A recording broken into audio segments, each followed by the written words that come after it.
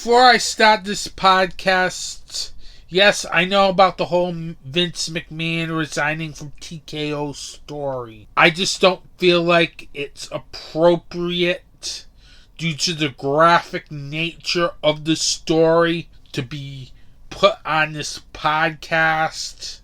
There are a lot of allegations that are so graphic and so heinous that I really don't think should be covered on this podcast, because you don't know who's listening to this podcast, and it's just this subject matter in this story in which it's not suitable for all ages, and I really don't want to go into it, because some of the things that Vince McMahon allegedly did are downright horrendous, downright disgusting, and downright deplorable. Just remember, they're allegations. But I feel like I can't put this on my podcast because I don't want young listeners listening to this stuff, quite frankly. So I made the decision not to cover this news story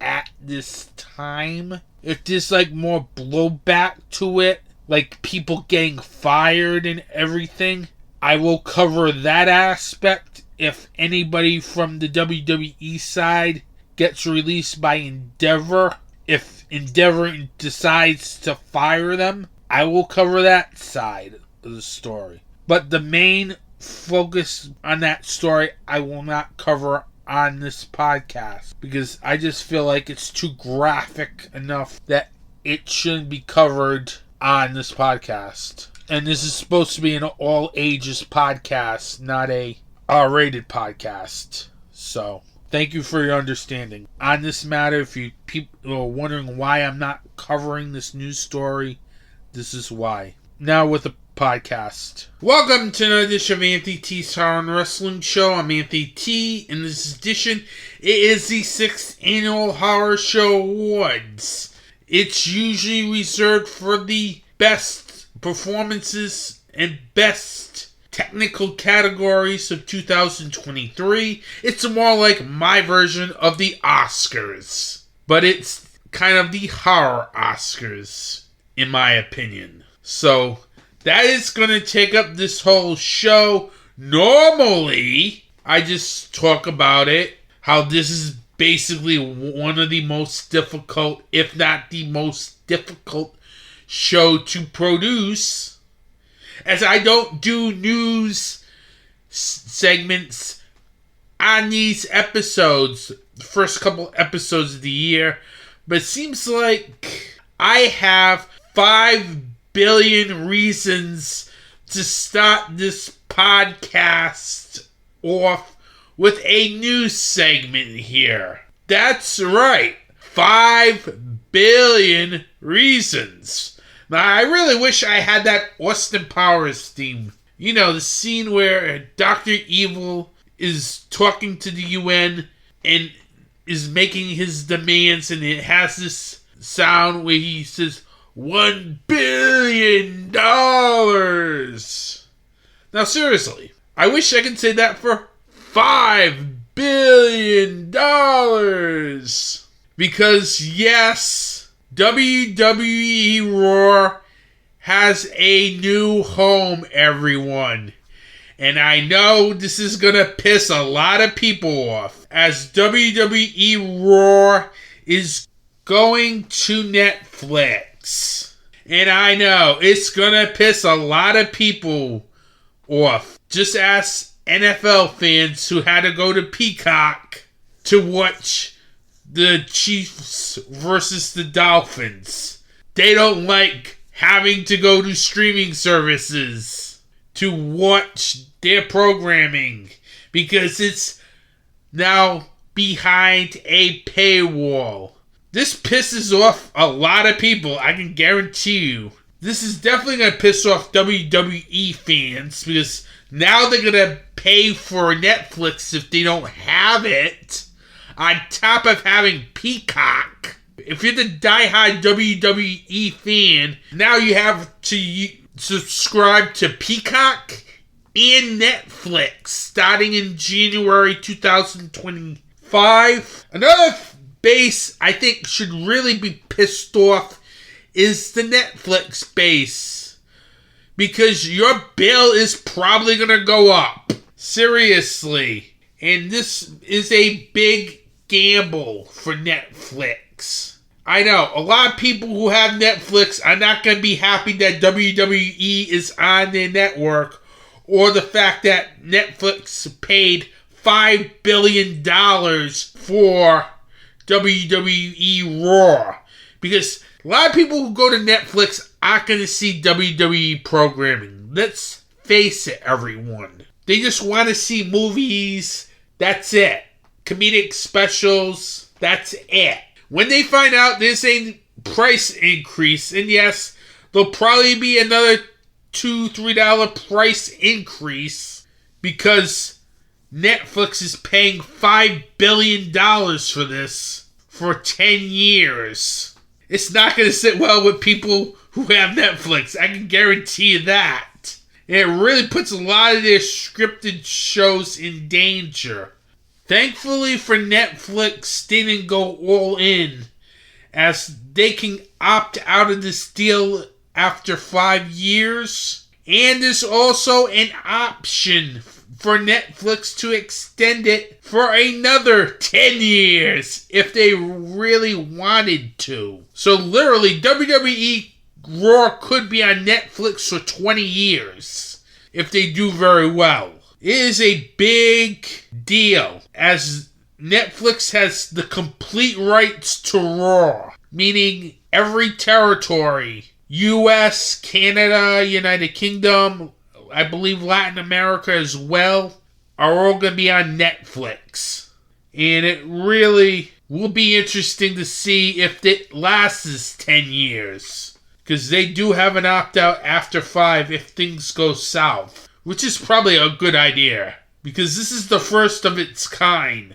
As things are changing now, because everything that you think was on cable is now starting to go to streaming. You have NFL games, like I said before, on streaming. You have NASCAR that's going to go on streaming through Amazon Prime. But really, when I found out Netflix was the winner of this contract, I was shocked, because I didn't think they were in the running.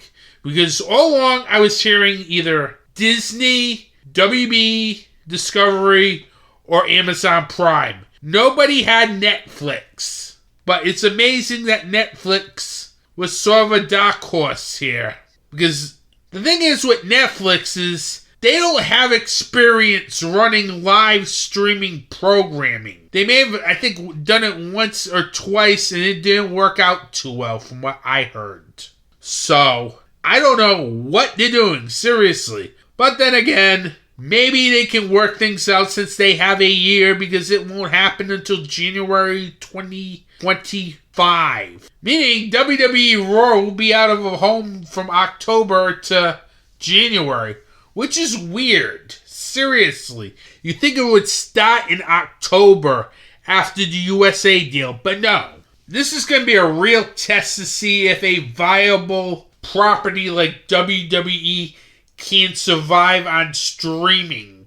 Because if it can, then it's going to change the landscape of everything. Do I think it's a good move for WWE? If they went to streaming with Monday Night Raw, with Amazon Prime per se, because literally I think they have the infrastructure to do live streaming as is. So, and I'm not sure what Netflix is capable of in terms of infrastructure in live streaming. So it's going to be very interesting to see if this works, because this could be a disaster, and then in 5 years from now, WWE would be looking for a new home. If that's the case, then this would have been a really bad experiment. But it's going to be interesting to see if it can survive on Netflix. But first, Netflix needs to get that infrastructure to make sure the live streaming capabilities work perfectly. Because if that doesn't work perfectly, then this is not going to work well. I can tell you that right now. I'm hoping for the best, seriously. Because we can see more stuff go on streaming as we continue to get away from cable television. As that's where it's heading, everyone. Streaming, not cable television. So it's going to be very interesting to see what happens with this deal. And that's the news.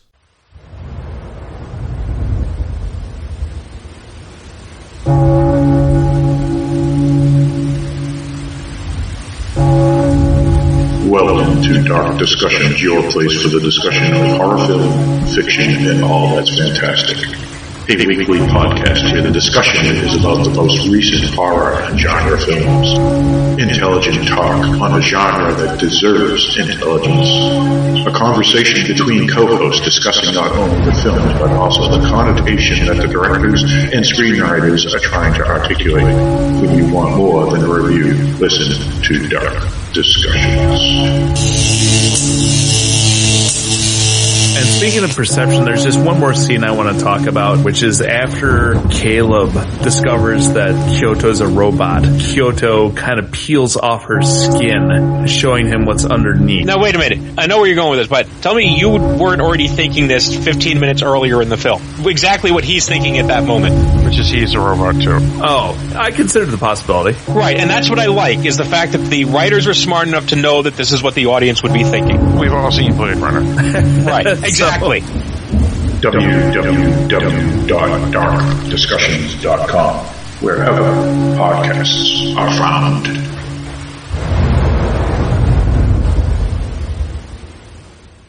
Now, welcome to the 6th Annual Horror Show Awards. Now, for those who don't know what the Horror Show Awards is, it's usually my version of the Oscars, where I honored the best in horror. And I got a lot of categories here.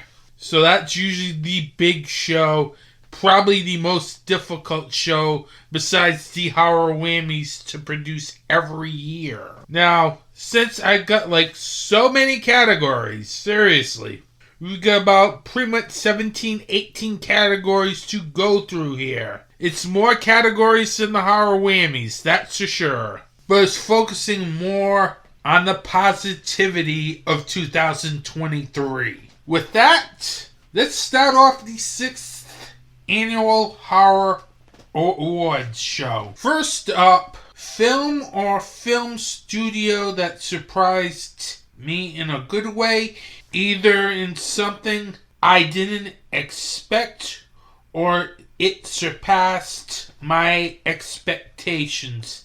Now, I made a modification to this category because this year it's a film studio that I am giving this award to, because they surprised my expectations this year by a far.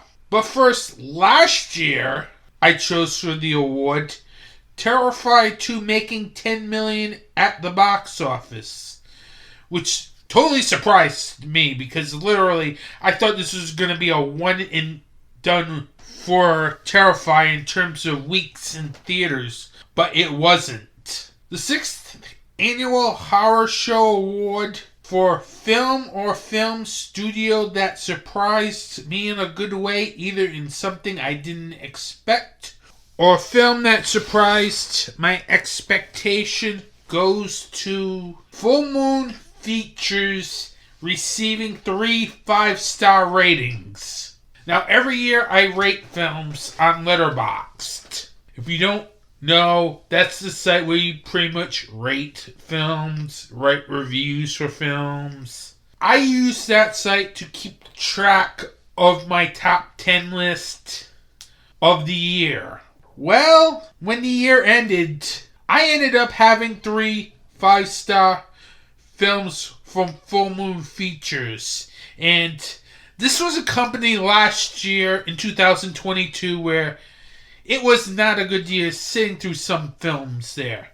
Sure, there was a couple 3, 4-star films, but it had a couple 1-star films. This year was very different from the studio, as I really thought this was a very good year for Full Moon Features. if you take the 3 5-star films, you have 2 more films that got 4 stars. Like Amy the Visitor and Bad CGI Gator. Who'd have thunk that Bad CGI Gator would get 4 stars? Not me. But the films that received 5 stars from Full Moon Features this year included Subspecies 5 Blood Rice. Okay, that's probably to be expected because it's a subspecies film. And usually Subspecies, along with Puppet Master films, are very good if done right.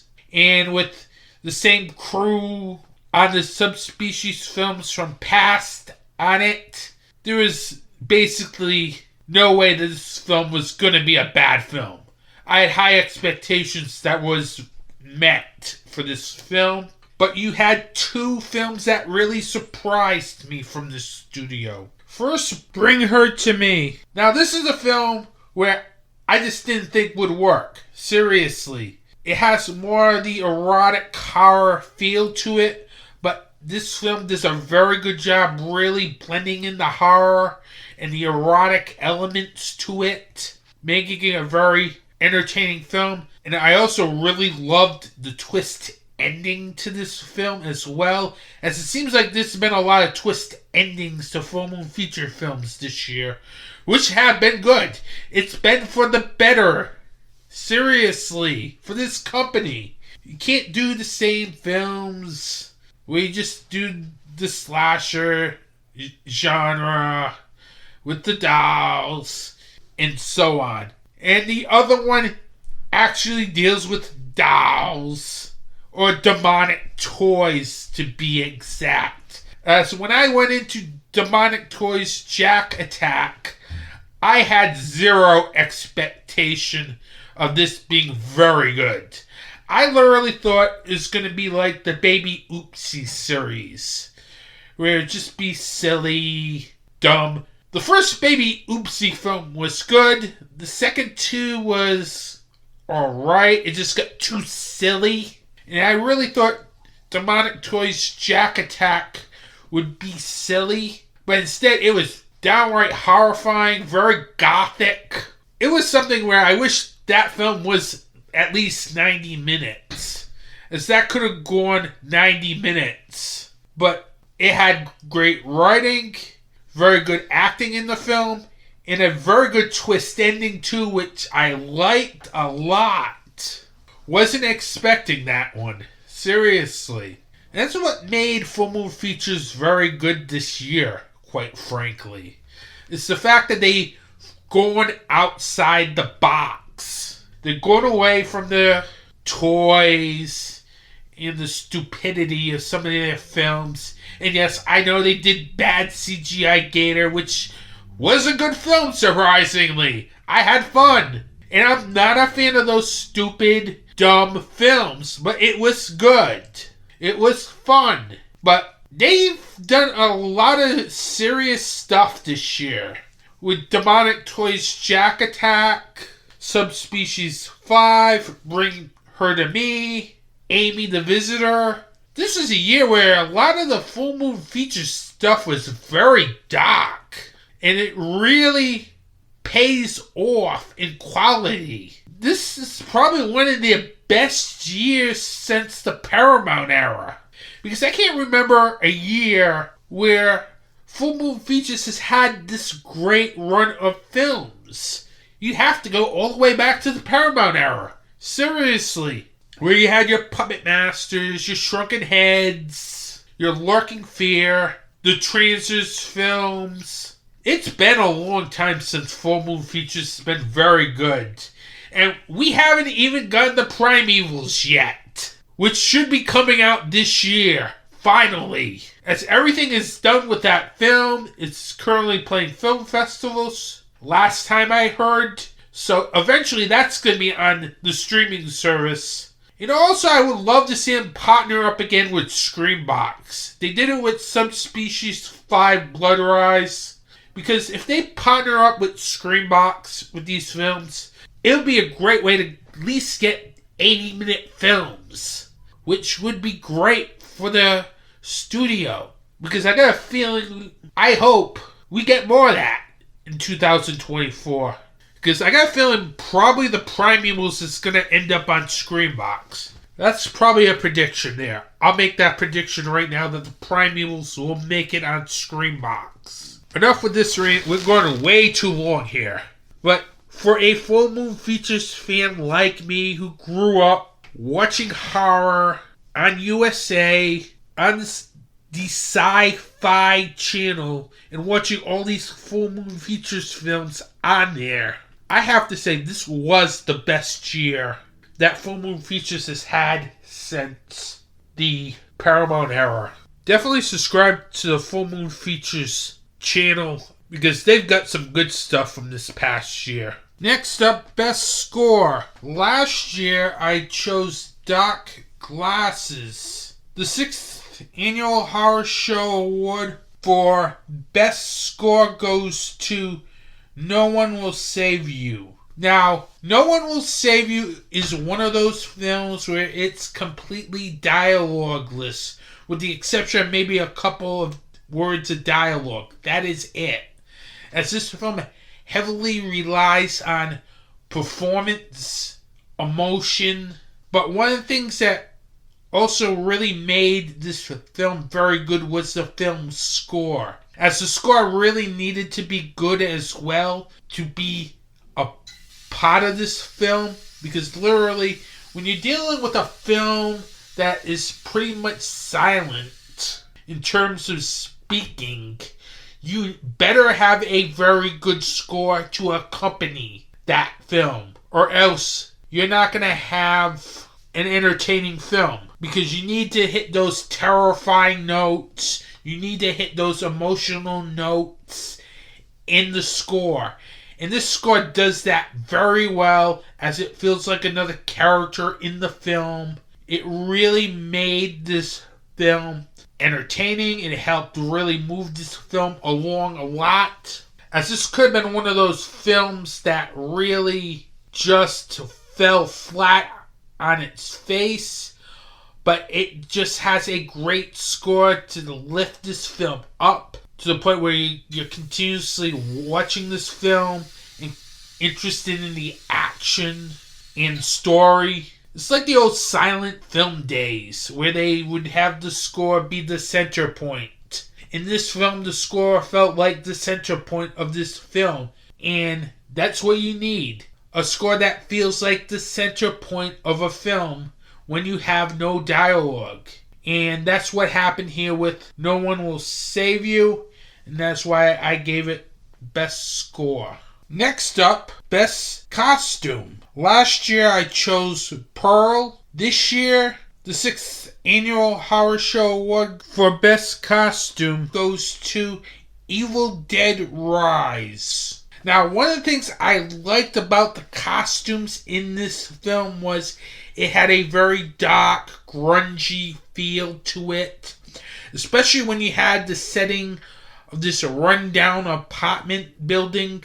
It really felt right to have the costumes look like that as well. It made it dark, which what you expect. This is an Evil Dead film. It's going to be dark. But you wanted to hit that tone in every way possible. Whether of the look of the film, to the action, to the costumes that are used in this film. Because it really helped the dark tone of this film a lot. As if you're going to do something in the city and it's like a rundown building as is, costumes have to be like grungy look to mesh in with the cinematography and everything. It really helped make this film look more and fit the setting of the film, because it really worked because of the costumes. It really added to the darkness of this film. That's why I chose it for Best Costume. Moving on to Best Special Effects. Last year I chose Terrifier 2. This year, the 6th Annual Horror Show Award for Best Special Effects goes to Evil Dead Rise. Make it number 2 for Evil Dead Rise in the Horror Show Awards. The special effects in this film were just insane. A lot of very good gore effects. I like the fact that director Lee Cronin and his special effects team make sure that they have a lot of gore in this film. Make it look very dark, very serious. Especially towards the end of this film where it really becomes a splatter film. In the vein of Terrifier. With all the blood in the elevator scene. And the final confrontation as well. That was also very gory. I like the fact that they do a great job with the way they handle the effects. Even the look of the creature at the end. Or the way the demons looked. Everything's done in a way where it's horrifying. You're literally terrified. And it really provided tense moments. Again, especially towards the end of the film with that creature. It was just very good. Great gore effects. This is why Evil Dead Rise is one of my favorite films of 2023. And is why it brought new life to the Evil Dead series as a whole. Because, well, the cabin setting was kind of getting stale. And the effects really was just top notch. That's why it wins Best Special Effects. Best Makeup. Last year I had Terrifier 2. The 6th Annual Horror Show Award for Best Makeup goes to Evil Dead Rise. Make that number 3 for Evil Dead Rise in the Horror Show Awards. The makeup is just great. I like the fact that the demons looked very good. I like the fact that they had this really demonic look to them. Very scary looking. Whether it's in the opening scene or when we get to the apartment building and all these deadites show up. Every deadite really felt very scary and very frightening. And it's a credit to the makeup team in making that very scary, because along with these special effects, the makeup was just top notch. It provides some horrifying looks at the deadites, which I think look very better than in previous Evil Dead films. I like how they made them look a specific way to adapt to the film's setting as well, as it really made it blend in with the film's setting. So that's literally why I chose Evil Dead Rise for Best Makeup, because literally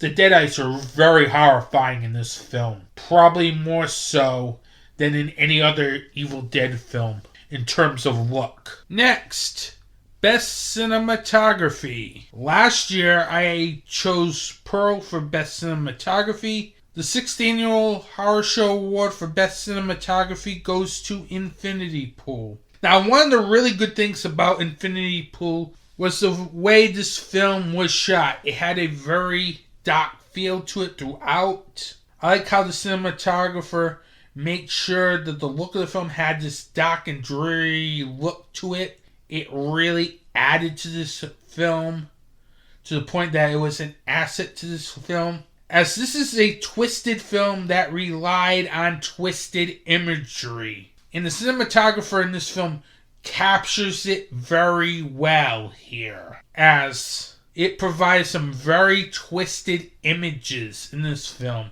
including the final third act of this film as well, as it was just horrifying to watch with the imagery. But the cinematographer does a really good job in making sure he captures those images, as they were uneasy to watch at times. It really helped with the look of the film, as you wanted to have this uneasy feel to it. And the cinematographer really captures it in a way that you felt like this was an uneasy film to watch. Even though this is a very good film, you want to have an uneasy feel to a film. Especially like a film like Infinity Pool, where it has to be uneasy to watch.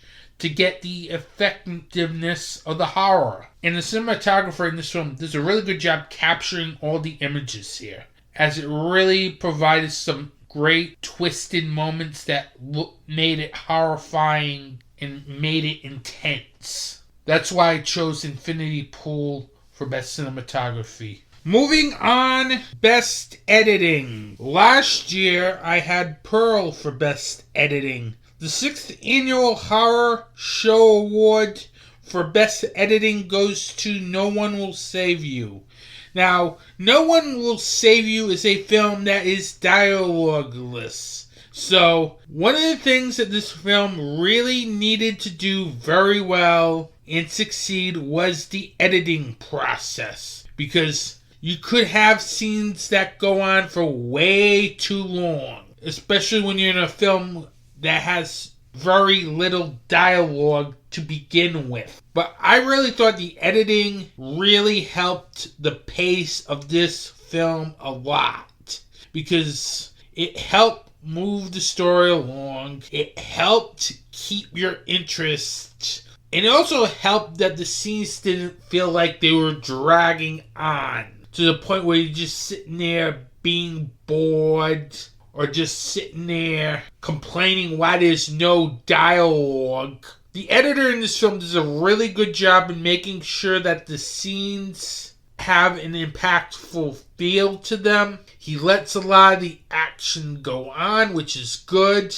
And I really also thought he does a good job in letting the scenes play out. Because again, this is a dialogueless film. And when you have a dialogueless film, like a silent film, with the exception of maybe a few words in this film, you're going to have a film that's going to need a great score, and it's going to really need editing to be very good, quite frankly. Because seriously, if the editing is not very good in this film, and if scenes are too short or too long, it could get to the point where this film doesn't fully develop what it's intending to do with its main character and the crisis at hand. But the editor in this film does a good job making sure that everything's done in a way that you're not screaming there saying, "This is too long, this is boring," all that stuff. Thankfully, the editing was great because it needed to be a very perfect edited film, given the fact that we have little dialogue. And that's why I chose No One Will Save You for Best Editing. Next up, Best Documentary. Last year, I chose Pennywise, the story of It. The 6th Annual Horror Show Award for Best Documentary goes to Hollywood Dreams and Nightmares, the Robert Englund story. This is pretty much the second year in a row that a Screambox documentary has taken this award. And it shows the growth of Screambox as a whole, as they put out some really good stuff this year. But one of their best films was Hollywood Dreams and Nightmares, the Robert Englund story. This was a great documentary. It's very long too, but I didn't mind the running time for this film at all, going at 2 hours and 14 minutes. This documentary could have gone 3 hours, and I probably would not complain, because this is one of those documentaries or horror documentaries that left me wanting more. The filmmakers do a very good job here in making you want more. I like the fact that they highlighted Robert Englund's entire career, whether it's Nightmare on Elm Street, to V, to some of his smaller films. They do a good job getting the whole picture. And having Robert Englund in the documentary alongside his wife was very good as well, as it really added something to Robert Englund as a person.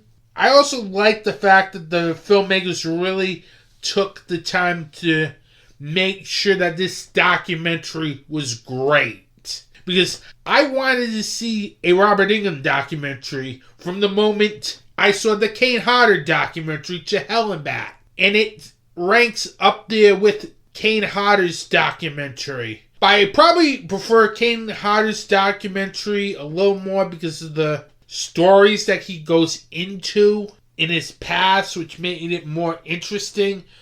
But this documentary was great too. It really highlighted his career. It really could have gone 3 hours and I would have not complained. The fact that it went 2 hours and 14 minutes, I did not complain at all. Because sometimes when you're doing a documentary, you got to be careful about the running time. Because if you go too long and you're just not hitting points about a person or a film, then you're literally just slowing everything down, and don't want that in a documentary. You want to learn new things about the person, which I did here. It's a great documentary. Definitely check this documentary out. Whether on Blu-ray or Screenbox, it's a great documentary. And it's why Hollywood Dreams and Nightmares, the Robert Englund story, is the winner for Best Documentary. We are halfway through the Horror Show Awards here, everyone. So we're going to take a brief intermission. Then I'll be back with some more awards, including the big ones, all the way up to Best Independent Horror Film. As Best Film, you're going to have to wait till next episode. But everything else will be this episode. Be back in a minute or two. Every day there's a family struggling with hospital bills to care for their sick child who is fighting an illness. There's a woman who is fighting breast cancer and is having trouble making ends meet while paying for their treatment. And there are burn victims that are going through treatments to heal their deep wounds. There is a charity in the horror community that helps these people. Scares That Care is an organization that helps families deal with the bills for their child. They help women get the treatment they need to fight breast cancer, and they help people who are dealing with severe burns get the help they need to heal. Scares That Care is a 100% volunteer organization and 501c3 nonprofit charity that is dedicated to helping these people in fighting real monsters. To find out more information or to donate to Scares That Care, you can go to www.scaresthatcare.org. Every donation helps Scares That Care fight real monsters. Hi, I'm Anthony T. And I'm Director Andrew Duran, and we are the Two from Hell. And we're putting Rated R back into podcasting. Every month we will be dropping an episode on the Dark Discussions Network. We'll be chatting about some of our favorite films, news, reviews, and maybe interviews. You can find Two from Hell on Apple Podcasts, Google Podcasts, Spotify, and other podcast providers. And don't forget to like us on Facebook and Instagram at Two from Hell Podcast. Trust me, you're seriously not going to want to miss the show. Welcome back. We are halfway done through the 6th Annual Horror Show Award. Let's move on to the next category. Best Screenplay. Last year I chose Pearl. The 6th Annual Horror Show Award for Best Screenplay goes to No One Will Save You. Now, this is a film that had a very good screenplay. And it's kind of hard to write a very good screenplay when you have little dialogue. But Brian Duffield's screenplay does a very good job with the way he writes it. Now, one of the things he makes sure is that the main character is the main focal point in this film. You don't have many side characters. You pretty much have one character throughout this film. Sure, you have a couple here and there, but very minor characters. There's only like one main character in this film. And Dufferfield does a very good job in really making sure this character has a lot of emotion to it. He does a very good job in the way he makes sure the action keeps your interest throughout. And I also like the way he wrote these intense scenes in this film, because it really kept me very interested in a film that has maybe 5, 6, 7 words of dialogue, which is unheard of for a modern day film. You just don't see films having 5, 6, 7 words of dialogue in a film. You just don't see it because it's not commercially viable to have it. Granted, this film was on Hulu, but to even put that type of film on Hulu was kind of a risk on 20th Century Studios' part. But it was a very good film, quite frankly. It really was very entertaining throughout. Everything had intensity to it in the screenplay aspects. And it's what really kept me very interested in the film's story. It allows you to become invested in the main character. And he also does a good job in the way he paces everything in this film. So you're not getting too claustrophobic or is going too fast. He just paces the action right in his screenplay, which really made it a very entertaining film. And that's why No One Will Save You picks up Best Screenplay. You can make that number 3 for No One Will Save You at this year's Horror Show Awards. We are now into the acting categories. Best Supporting Actress. Last year, I chose Jenna Ortega for X. The 6th Annual Horror Show Award for Best Supporting Actress goes to Cleopatra Coleman for Infinity Pool. One of the things that really doesn't get noticed in Infinity Pool a lot was Cleopatra Coleman's performance in the film, as she does a very good job with the whole subplot with Alexander Skarsgård, as she plays the wife of Skarsgård's character in the film. One of the things I really liked about her performance is that it is on par with Skarsgård, as the two had very good chemistry with each other.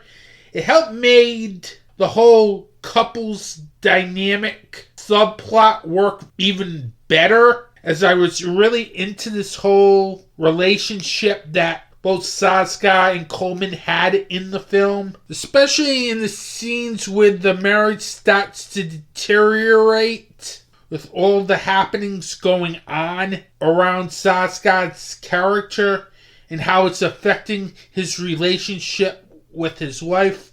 I think Coleman really handles those scenes very well and is on par with Skarsgård's performance.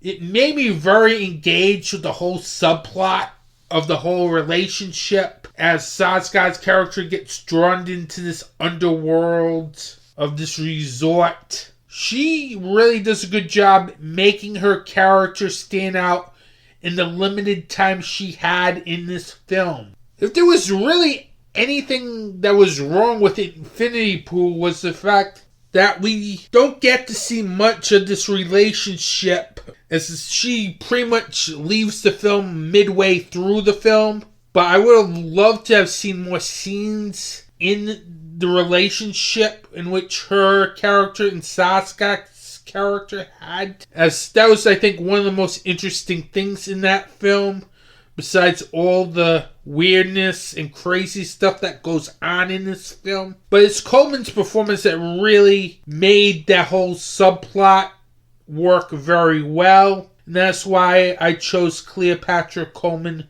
for Best Supporting Actress for Infinity Pool. Make that number 2 for Infinity Pool in the 6th Annual Horror Show Award. Next up, Best Supporting Actor. Last year, I chose Ethan Hawke for The Black Phone. That was a very serious movie. Unlike this one here, that's getting this award for Best Supporting Actor. The 6th Annual Horror Show Award for Best Supporting Actor goes to, wait for it, Nicolas Cage for Renford. Yes, I am not kidding you people. I really thought Nicolas Cage's performance as Dracula was the best supporting performance in 2023. Now wait for my logical reasoning, people. I know it was Nicolas Cage being Nicolas Cage. But to do that as Dracula really has to take some balls. The typical neurotic performance, that Nicolas Cage is accustomed to. And I will say this, it was a great performance. Literally. He literally stole this film from Nicholas Hoult. It's supposed to be Nicholas Hoult's film, as he's the title character Renfield here. But the only thing I thought about after seeing Renford was Nicolas Cage being Dracula. As that was just the typical Nicolas Cage performance. It works so well here. He's very funny. He has great chemistry with Nicholas Hoult, Awkwafina. Any scene he was in, he stole it. Literally. I know you're trying to make a franchise out of Nicholas Hoult's Renfield here, but Nicolas Cage literally stole this film from Nicholas Hoult. It's going to be a cult classic, people. I'm telling you this right now. Renfield in about 10 years will be a cult classic. And it's because of Nicolas Cage's performance in this film. I said this when I reviewed this film on the podcast. That it's going to be a cult classic. And that's the reason why. If you take any other person as Dracula, I don't know if this film works so well. But to have Nicolas Cage just be Nicolas Cage and do the typical Nicolas Cage stick worked very well here. I did not think it would. But it did.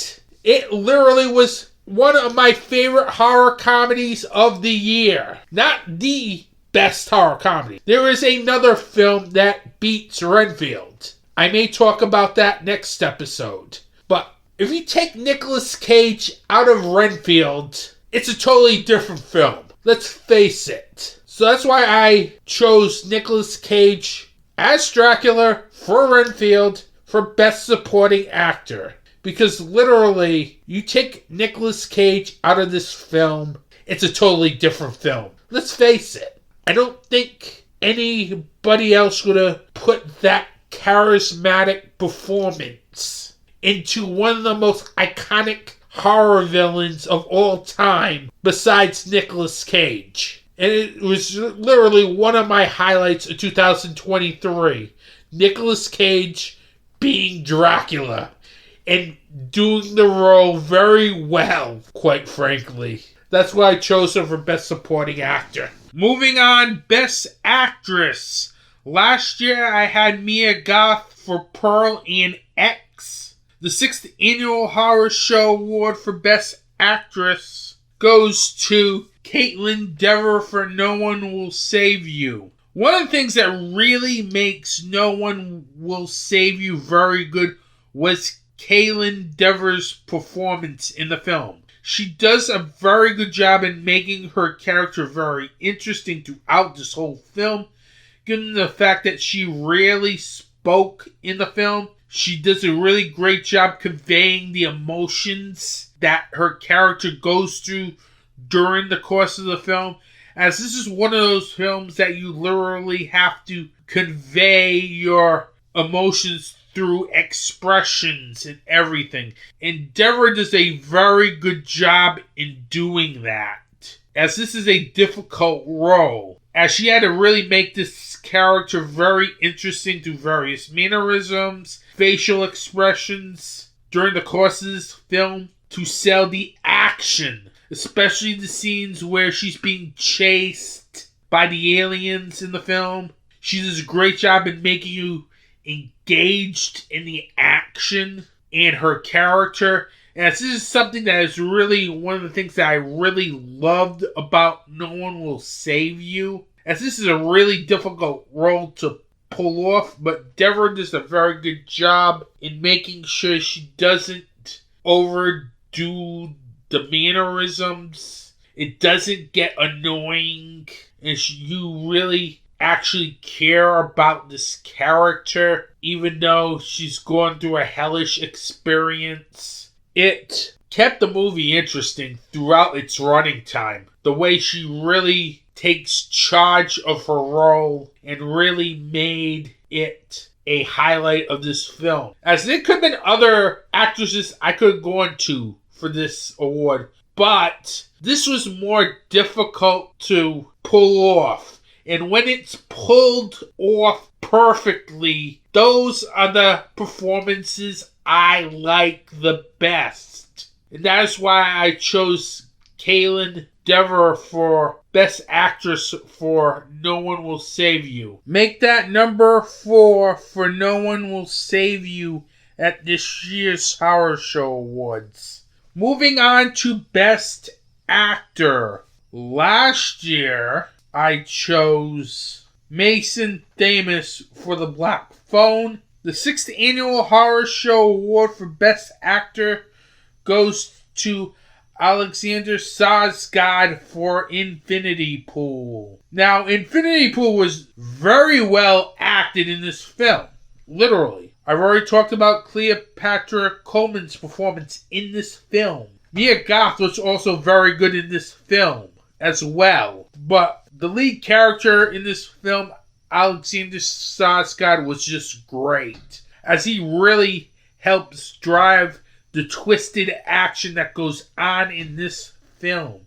As this is one of those films where it's very twisted from start to finish. What do you expect? You're watching a film directed by a Cronenberg.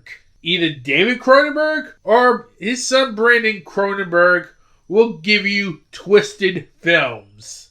And that was definitely the case with Infinity Pool. But one of the things I loved about it was the fact that Alexander Skarsgård does a very good job in the way he handles that material in this film. As there are some scenes that are just so twisted, demented.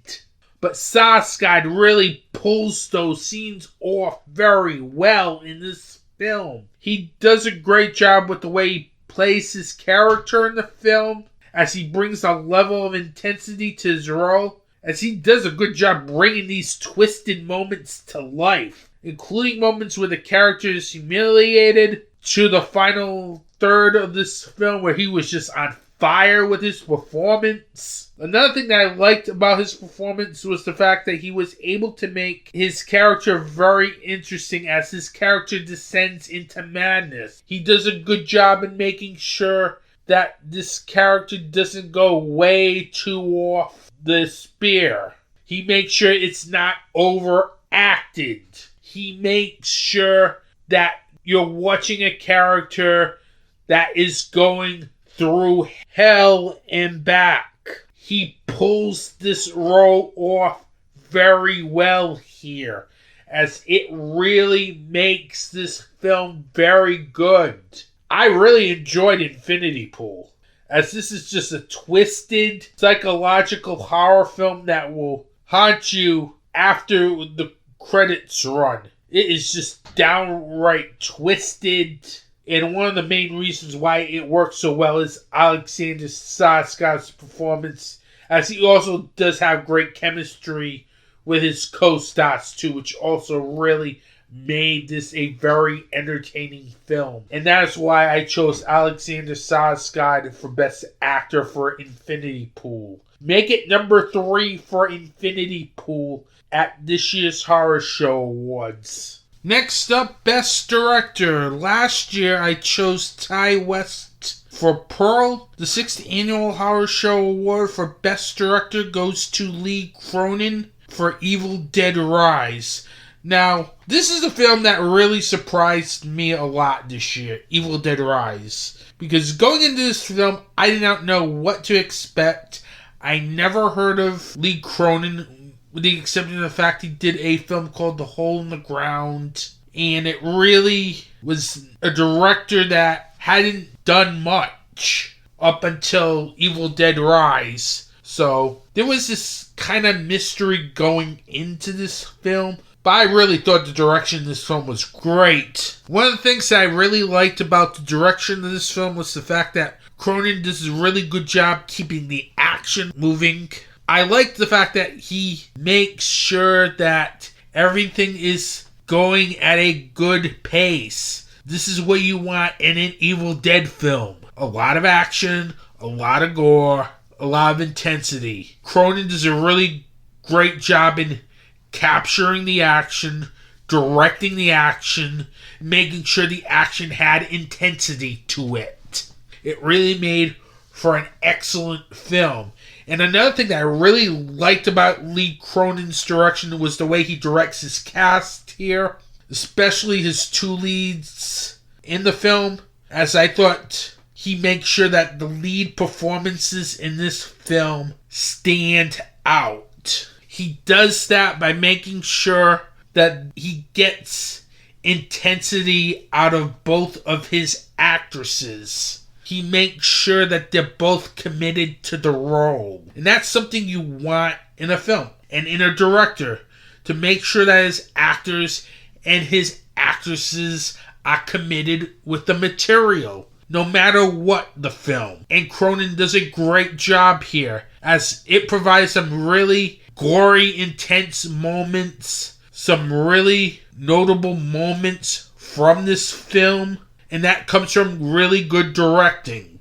Especially the scene where Elise Sutherland says, "Mommy's with the maggots now." I like how he directs that in a way that is just so terrifying. Whether it's on screen or the way they produced the vocals for that line. It's done in a way that it's terrifying. And I also like the fact that he makes his heroine very intense, especially towards the end of this film when it gets balls to the walls gory. He does a great job making sure that the action is great. He does a great job making sure that Lily Sullivan is given great direction in making sure that her character is very intense in those final scenes. It made it for an intense finale, and quite frankly, one of the best finales of the year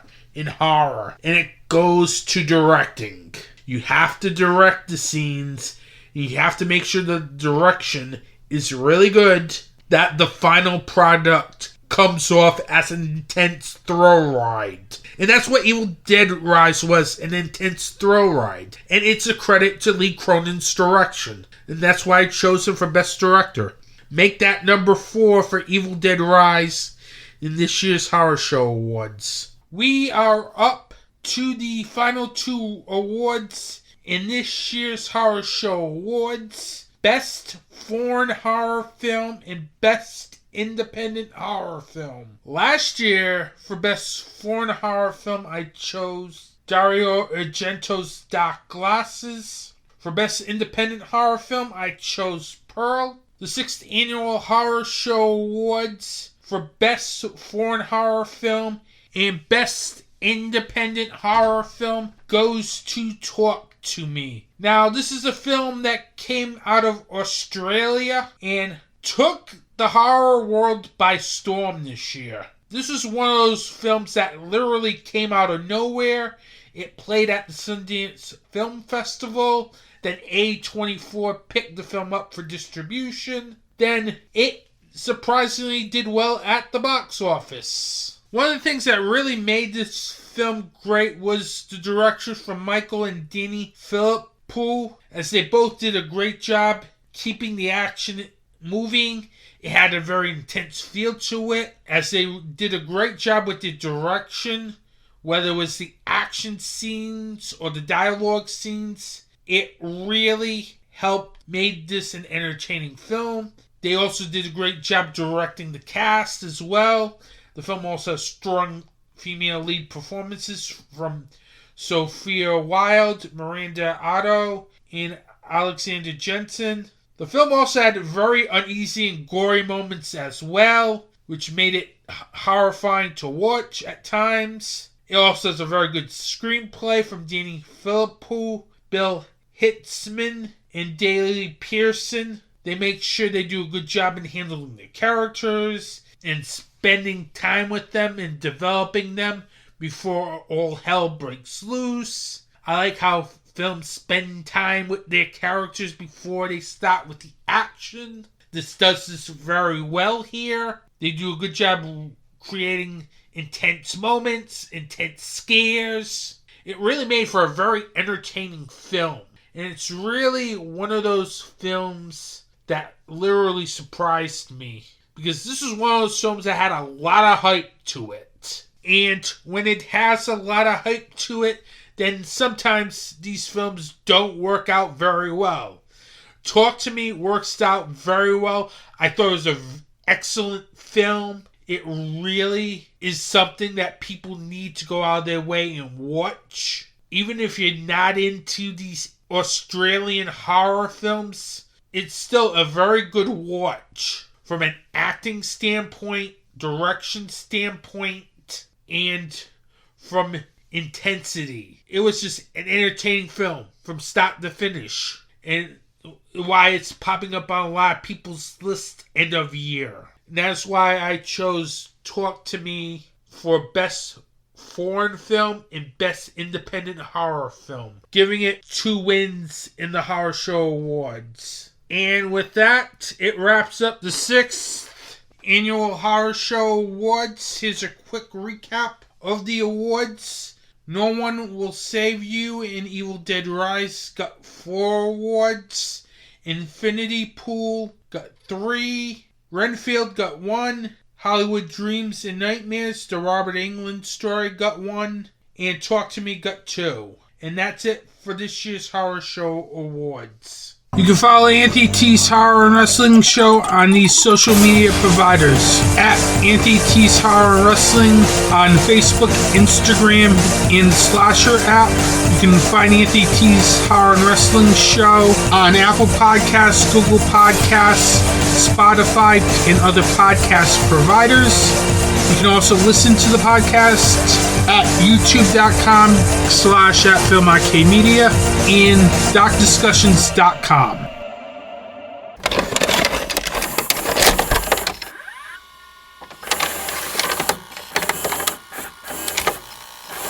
What's Auntie T watching? Well, this is a film that would have been on my top 10 list if I saw this film in 2023. But I did not see this film in 2023.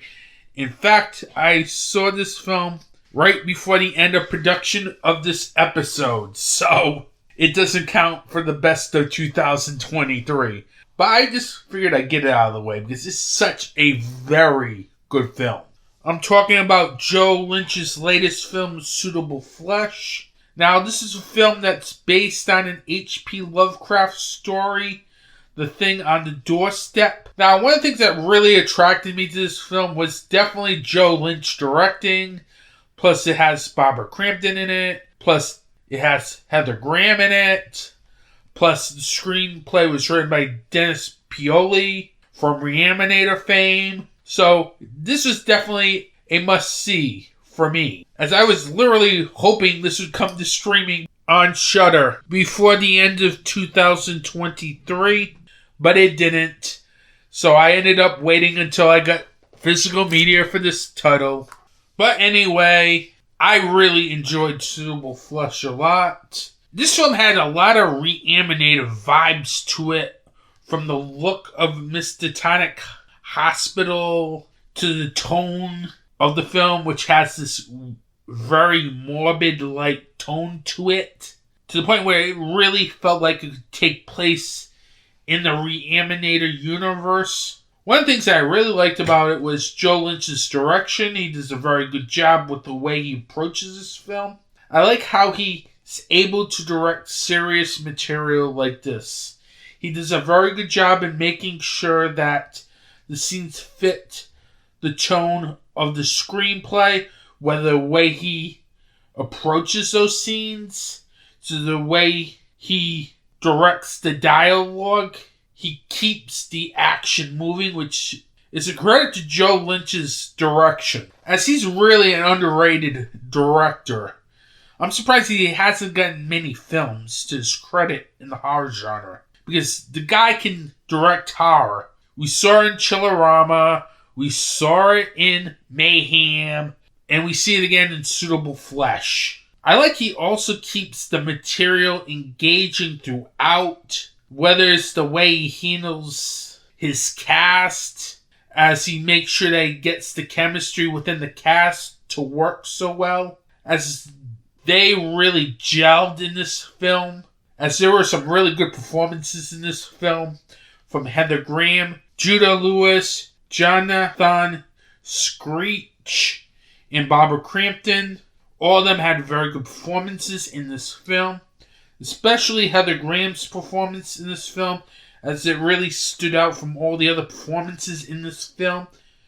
Graham does a very good job making sure she handles the twisted material, whether it's the body swapping scene in the Waits home, to anything that goes on in the second half of the film. She really does a great job really making her character very twisted, very intense, and very engaging. It really made this film very good, I thought, as that performance really stands out. The film also has an excellent screenplay from Dennis Pioli.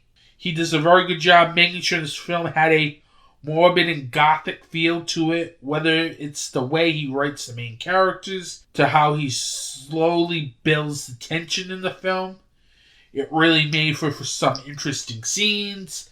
I liked also how he writes the dialogue here, as some of the scenes have intense dramatic feel to them. It helped move the story along and provide some very good moments. He also does a great job with the way that he handles the body swapping elements and the sexual elements in this film, as it's done in a way that is serious and also horrifying at the same time, as there were some of those scenes where there was some tension to them, which really helped make this film very good and very entertaining. I really liked this film a lot. I thought Suitable Flesh is a very good H.P. Lovecraft film. It has all the elements of a Lovecraft film that keeps you engaged and interested in the very surrealistic material. I also like the fact that they also decide to have some callbacks to Reanimator 2 with the morgue and the hospital scenes, as those scenes look like they came out of Reanimator, which I really liked, because I like it when films pay homage to other classic films and it's done in a way that it fits with the story.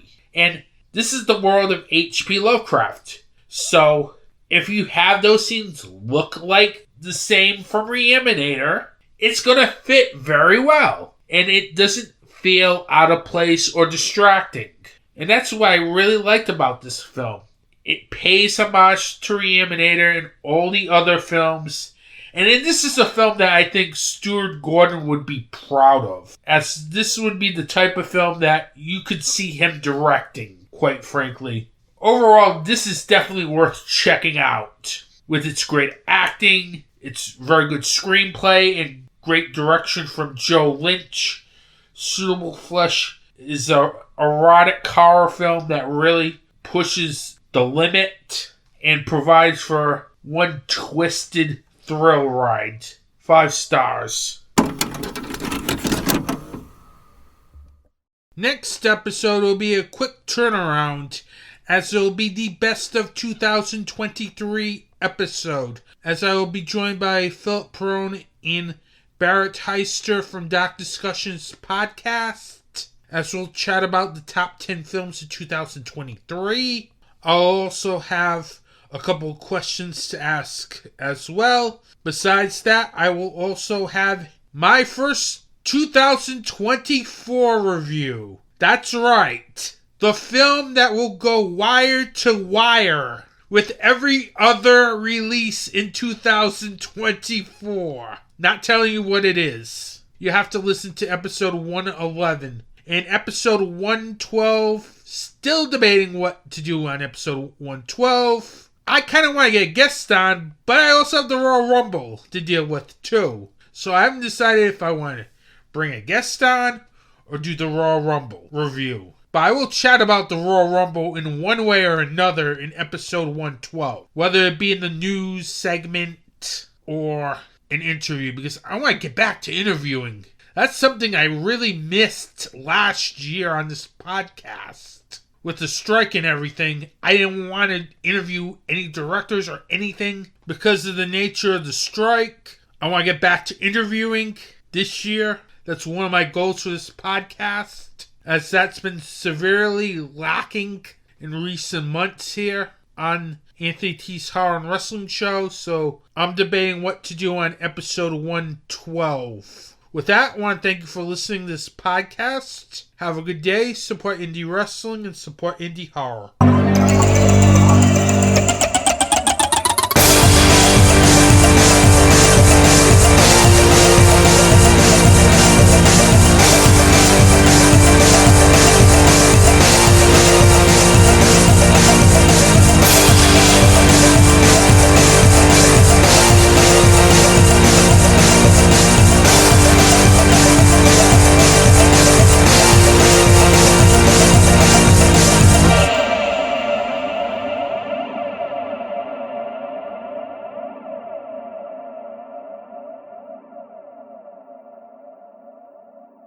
This has been a Film Arcade Media production.